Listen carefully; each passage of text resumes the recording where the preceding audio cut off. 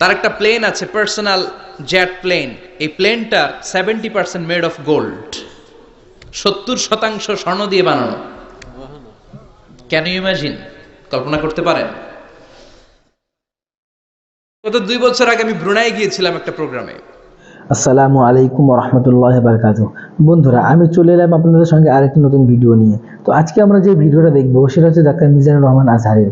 বন্ধুরা, মিজানুর রহমান আজহারিকে চিনি না এমন মানুষ খুবই কম পাওয়া যাবে। সে এখন বাংলাদেশে নেই, সে এখন মালয়েশিয়াতে আছে, কিন্তু মালয়েশিয়াতে থেকেও আমাদেরকে এত সুন্দর সুন্দর বক্তব্য দিচ্ছেন যে বক্তব্যগুলো শুনে আমাদের মন মুগ্ধ হয়ে যাচ্ছে। তো বন্ধুরা, আজকে আমরা যে ভিডিওটা দেখবো সেই ভিডিও টাইটেল হচ্ছে যে জাকাত আর মুসলিম ধনী ব্যক্তিদেরকে নিয়ে কি বললেন ডাক্তার মিজানুর রহমান আজহারি। তো বন্ধুরা, ভিডিওটা খুবই ইন্টারেস্টিং হতে চলেছে, আপনারা শেষ পর্যন্ত অবশ্যই জুড়ে থাকবেন। তো বন্ধুরা, চলেন সময় নষ্ট না করে ভিডিওটা শুরু করি। প্রিন্স ওয়ালিদ বিন তালাল, বর্তমান যেটা আছে এমবিএস বলে ওরে সংক্ষেপে, এমবিএস, মোহাম্মদ বিন সালমান, সম্পদের কোনো অভাব নাই। ওয়ালিদ বিন তালাল আরেক ধনকুবের, আগের বাদশাহ আব্দুল্লাহর ভাগিনা। তার একটা প্লেন আছে, পার্সোনাল জেট প্লেন। এই প্লেনটার 70% মেড অফ গোল্ড, 70% স্বর্ণ দিয়ে বানানো। Can you imagine? কল্পনা করতে পারেন?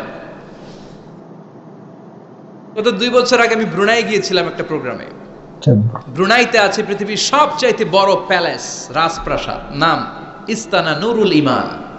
প্রায় 2000 কক্ষ আছে ওই রাজপ্রাসাদের ভেতর। এটার মালিক হচ্ছে ব্রুনাইয়ের বাদশাহ সুলতান হাসান আল বালখিয়া। গ্র্যান্ড হায়াত নামে একটা হোটেল আছে, ওইটার মালিক। ওনার সংগ্রহে 500টা রোলস রয়েস গাড়ি আছে। 500? এক একটা গাড়ির দাম কমসে কম 10 কোটি টাকা। আচ্ছা, একজন মানুষের পুরো ফ্যামিলি নিয়ে চলতে ফিরতে মজমাস্তি করতেও কয়টা গাড়ি লাগে? হ্যাঁ, একটা গাড়ি, 2টা গাড়ি, সর্বোচ্চ 3টা গাড়ি, ঠিক কিনা?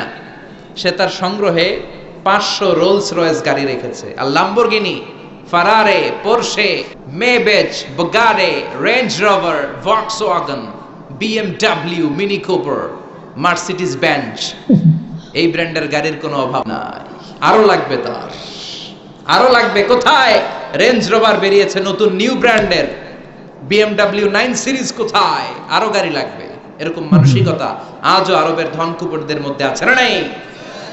এজন্য আল্লাহ বললেন, খবরদার, সম্পদ তোমাদেরকে পাগল বানিয়ে দিয়েছে। আলহাকুমুত তাকাসুর, এই সম্পদের মায়া কোনোদিন তোমাদের কমবে না। হাত্তা যুরতুমুল মাকাবির, যতদিন না তোমরা কবরের ভিতরে ঢুকবা।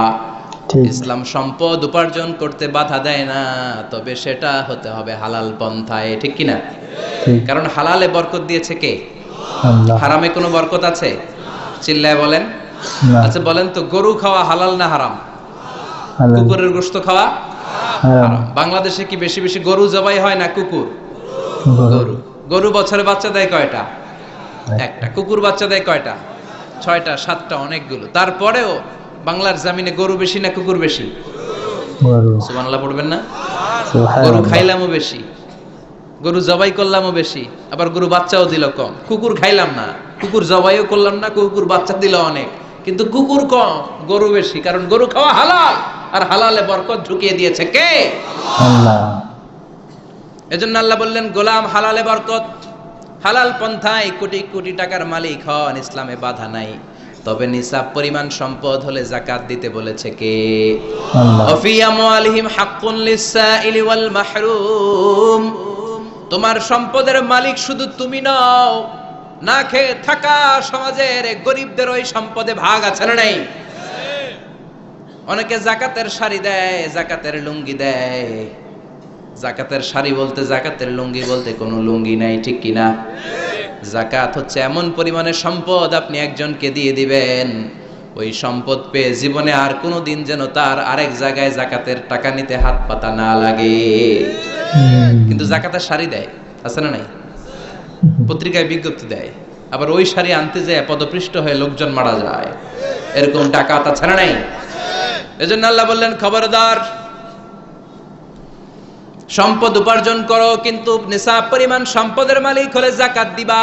ওয়াল্লাযীনা ইয়াকনিজুনা الذهب والفضة ولا ينفقونها في سبيل الله فبشرهم بعذاب أليم।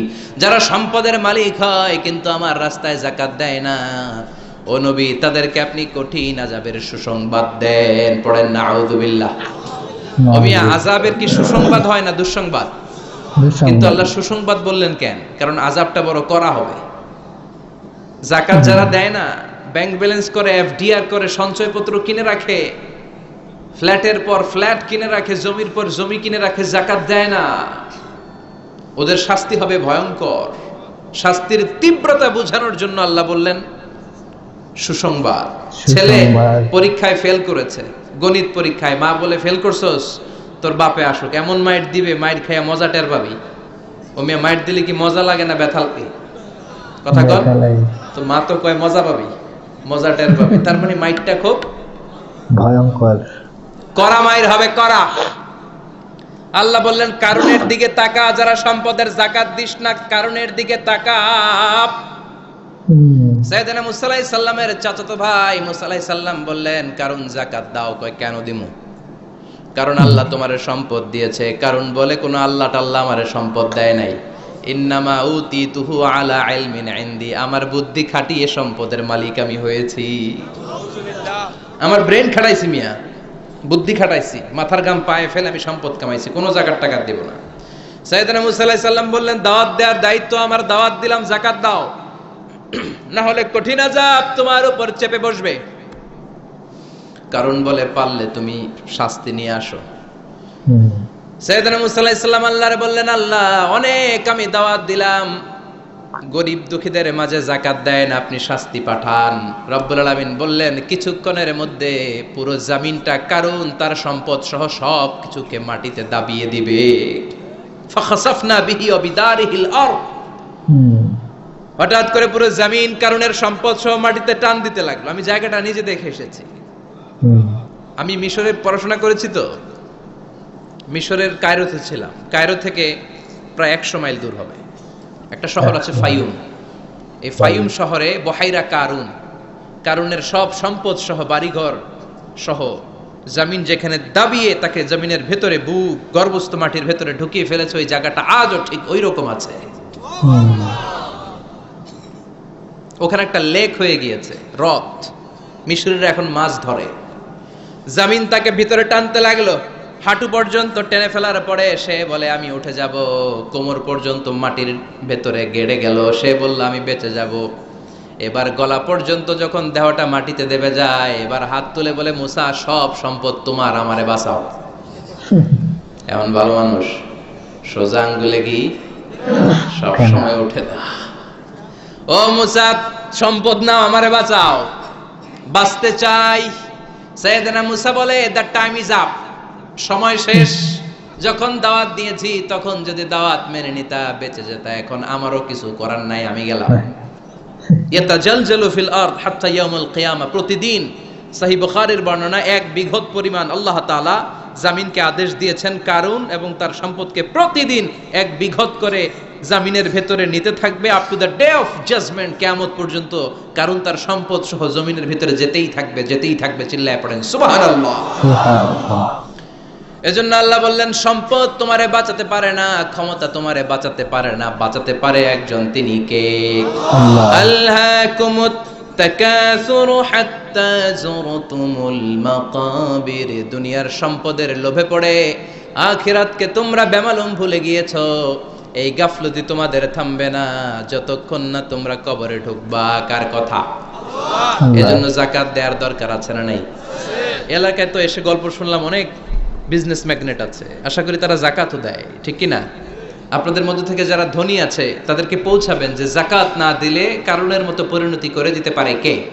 আল্লাহ। সম্পদগুলো কিয়ামতের দিন পেঁচাতে পেঁচাতে কোমর পর্যন্ত পেঁচাবে, আবার পেঁচাতে পেঁচাতে গলা পর্যন্ত পেঁচিয়ে ছোবল দিয়ে বলবে আনা মালুক আনা কানজুক, আনা মালুক আমি তোর মাল, আমি তোর সম্পদ, আনা কানজুক আমি তোর ব্যাংক ব্যালেন্স, আমারে খা। এক একটা ছোবলের চোটে পুরো দেহটা 70 গজ জামিনের ভেতরে চলে যাবে। এজন্য আল্লাহ বললেন আল্লাহকুমুত তাকাসুরু হাত্তা যুরতুমুল মাকাবির, দুনিয়ার প্রাচুর্যতা তোমাদেরকে মোহাচ্ছন্ন করেছে। আমরা মোহের মধ্যে পড়ে আছি, ঠিক কি না? ঠিক। আমাদের চলাফেরা, কথাবার্তা, লাইফস্টাইল দেখলে মনেই হয় না যে আমরা মরব। মনে হয় যে 1000 বছর রাজত্ব করতে আমরা এসেছি, কেউ আমাদেরকে থামাতে পারবে না, কোনোদিন আমাদের মরণ হবে না। চিল্লায় বলেন ঠিক কি না? তো বন্ধুরা, আপনারা দেখলেন যে মিজানুর রহমান আজহারী কত সুন্দর মূল্যবান বক্তব্য করলেন। তো বন্ধুরা, ভিডিওটা যদি ভালো লেগে থাকে অবশ্যই বন্ধুদের মাঝে শেয়ার করবেন। আর এরকম সুন্দর সুন্দর ভিডিও সবার আগে দেখার জন্য রাইট রিঅ্যাকশন চ্যানেলটিকে সাবস্ক্রাইব করে পাশে থাকা বেল আইকনটি অন করে রাখবেন, কারণ এরকম সুন্দর সুন্দর ভিডিও আমি আপলোড করতেই থাকি। তো বন্ধুরা, দেখা হচ্ছে পরবর্তী ভিডিওতে। ভালো থাকবেন, সুস্থ থাকবেন।